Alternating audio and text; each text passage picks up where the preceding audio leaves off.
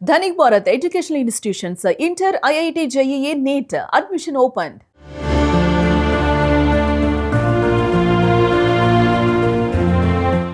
కాకినాడ జిల్లాలో తప్పిపోయిన పసికందు జ్ఞానేశ్వరి ఆచూకీ కోసం గాలింపు చర్యలు మొదలై ఇప్పటికే 13 రోజులు గడిచిపోయాయి. 13 రోజులైనా పాపజాడ దొరకకపోవడంతో ఆ కుటుంబం కన్నీటి సముద్రంలో మునిగిపోయింది. ముఖ్యంగా ఆ పాపతో క్షణం కూడా విడిచిపెట్టి ఉండని నానమ్మ తాతయ్యల పరిస్థితి వర్ణనాతీతంగా మారింది.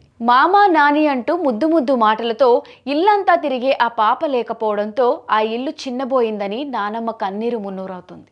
ఇంట్లో 10 మంది ఉన్నా ఆ పాప ఉంటేనే కళగా ఉండేది. ఇప్పుడు ఆ పాప లేక ఇల్లంతా శూన్యం అనిపిస్తోంది అని నానమ్మ రోధిస్తున్న తీరు అక్కడున్న వారిని సైతం కంటతడి పెట్టిస్తోంది. గత 24 ఏళ్లుగా అదే పామాయిల్ తోటలో ఆ కుటుంబం నివాసం ఉంటుంది. అక్కడే పెళ్లిళ్ళు అయ్యాయి, పిల్లలు పుట్టారు. కానీ ఏనాడు ఇలాంటి ఘటన జరగలేదు.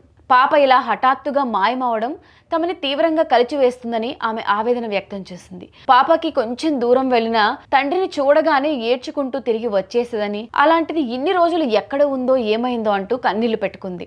పాప తాతయ్య కూడా ఆ పసిదానితో ఉన్న అనుబంధాన్ని గుర్తు చేసుకుంటూ ఎమోషనల్ అయ్యాడు.